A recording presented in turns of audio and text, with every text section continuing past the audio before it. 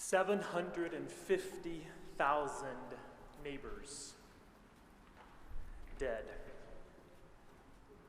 Grandmothers, grandchildren, gentle nurses, grumpy old men, progressive activists, anti-vaxxers, immigrants, veterans, scientists. 5 million or more dead from COVID-19 around the globe, and 750,000 Americans dead. On Friday, I put out these candles in the sanctuary, 750 candles. When I was planning for that, it seemed like a quick, doable task. Just put out 750 candles. As I put out 750 candles, the enormity of the task began to sink in, not just the candles, but the number, 750. The number that stands for 750,000 lives. The people. The jokes told, the meals cooked, the arguments had, the jobs done, the loves made, the loss felt. Teachers, firefighters, shopkeepers, farmers, janitors, friends. 750,000. 5 million. As I put out these candles, I began to ask myself some questions. How many of those people died simply unnecessarily? How many deaths could have been avoided if this strange mix of cultural and political factors had not poisoned our communal well, so to speak? And my questions and my grief and loss coalesced into a single question: why? That was on Friday. On Thursday, the day prior, I stood in the memorial garden with a family and with a rabbi and a cantor, one of our Westmoreland families who is also Jewish because of a fantastic marriage. And so I stood in the memorial garden with this family, with a rabbi and a cantor.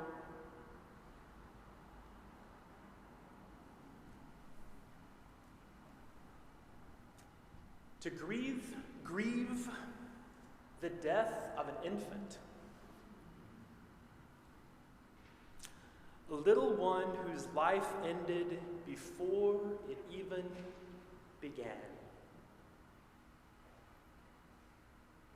Why?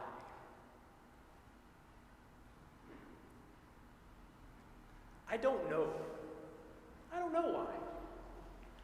One of the things as a baby preacher that I promised myself was I would never lie to a congregation, because I've heard some preachers do that. And so I'm quite content to say I do not know.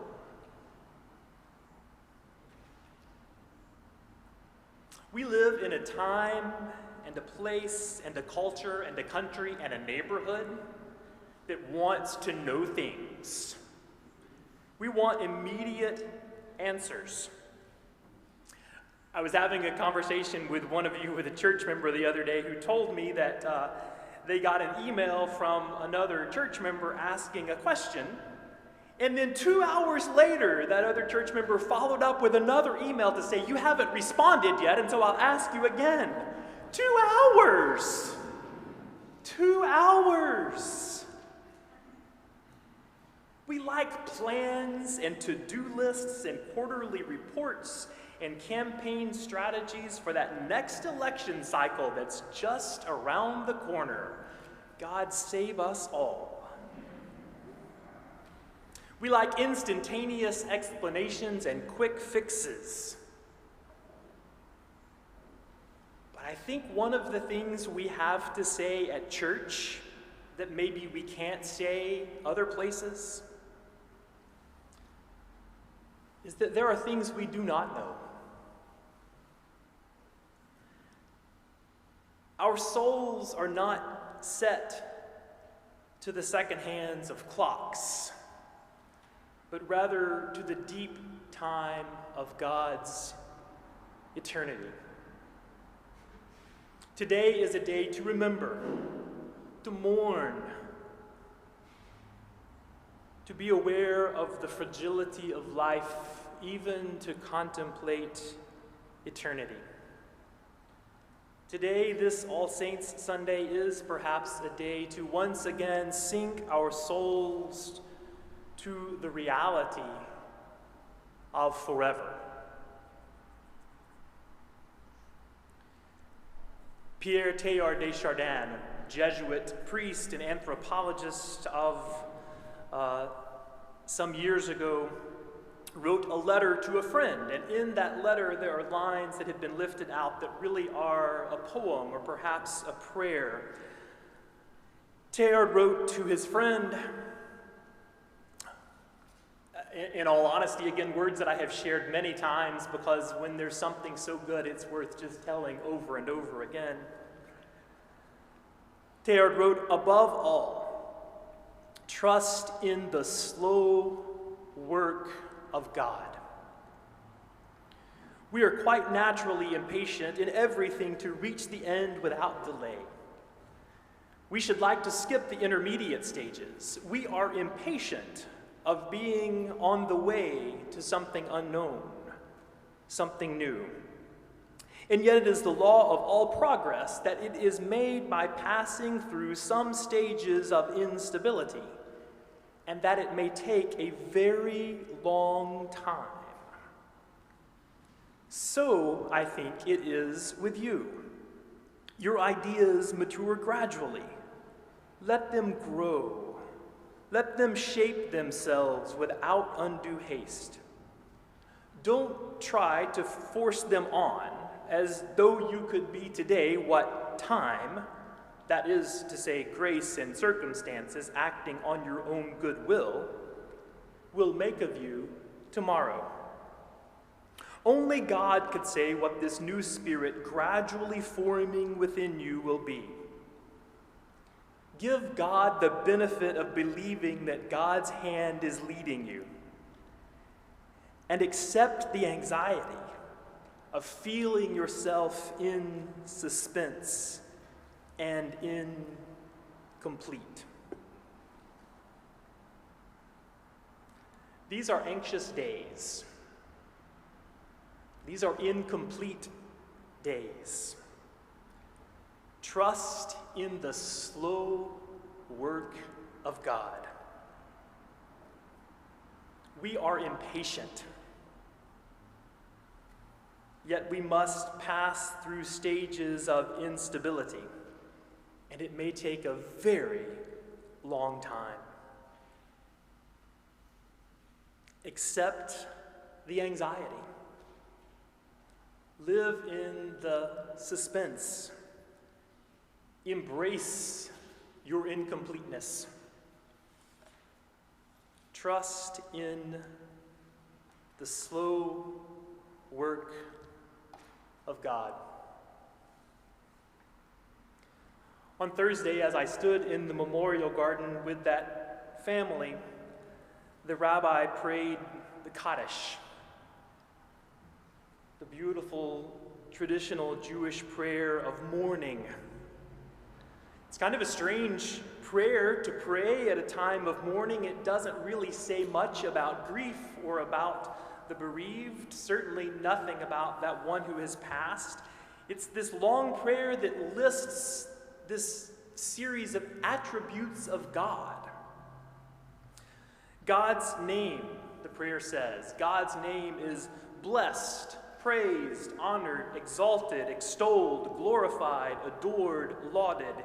Yit barak, v'yish tabak, v'yit pa'ar, v'yit rumam, v'yit nasai, v'yit hadar, v'yit aleh, v'yit halal. Over and over again. The Jewish tradition is that mourners are reciting this list, these attributes of God's name, as building blocks, as steps on a staircase, if you will, as rungs on a ladder. These building blocks, this staircase is the way in which mourners reach another world. That's the point of the prayer, to use these words to reach another world, to build a way to God. These are building blocks or stepping stones to each other, even to those who have died. If any of you have ever done construction, you know that it takes a while. And I don't mean hired it done, because that's us at our most impatient worst. Worse. I mean if you've actually done the work of construction, right? If you've put bricks in a line on a wall or put boards on a house, you know that it takes time. It takes skill. It takes patience. It takes a while to build our way to God, to each other, or to eternity. And yet we belong to God. We belong to all creation. We belong to the forever. Jesus said in the Gospels, "Don't worry about tomorrow, for today has enough worries of its own," which was an enigmatic way of saying, live now. Live in the present. You are part of the eternal now. For this day is a part of eternity. We belong to eternity. People tell us that recorded human history is something like 10,000 years old. Perhaps that gets at something of eternity. Scientists tell us that the universe is 13-point-something billion years old. We are a part of all of that. I find that so fascinating. I talk about it all the time. My therapist tells me that's my way of avoiding present pain. Perhaps. Who am I to argue with my therapist? But perhaps it's also a way of understanding the present, understanding myself amid all of this. I don't think by understanding eternity we are ignoring or downplaying the life around us. The world needs our attention. It needs our work for justice and goodness. That is what life needs from us, and we do that. But I also think that we can transform the pain, the reality of today, by remembering it as part of God's forever.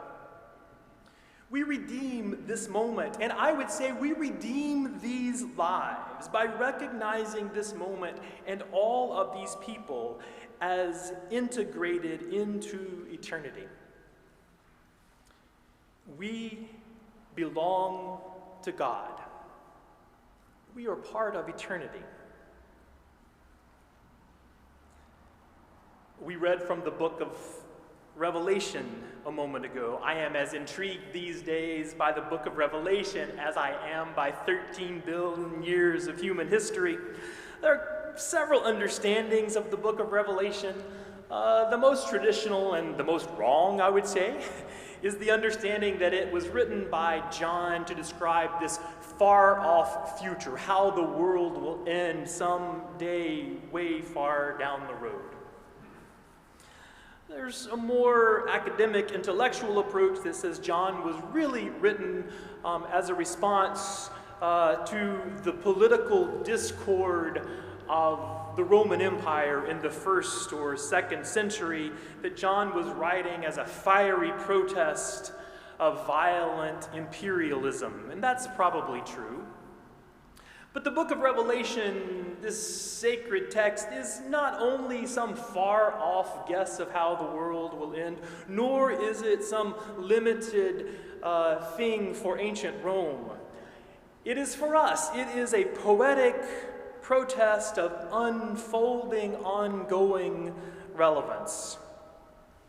John was opposing Roman oppression by proclaiming divine transcendence.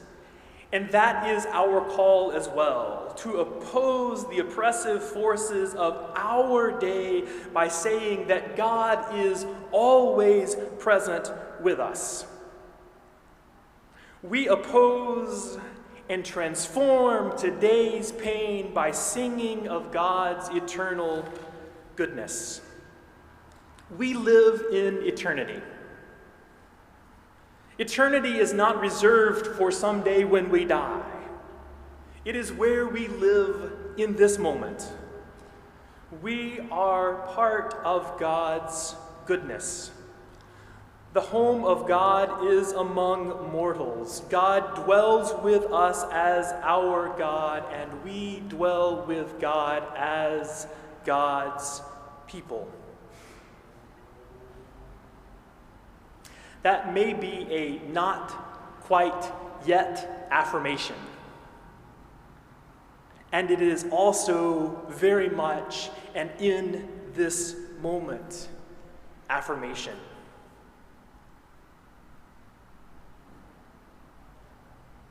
And so I invite us all again to trust in the slow work of God.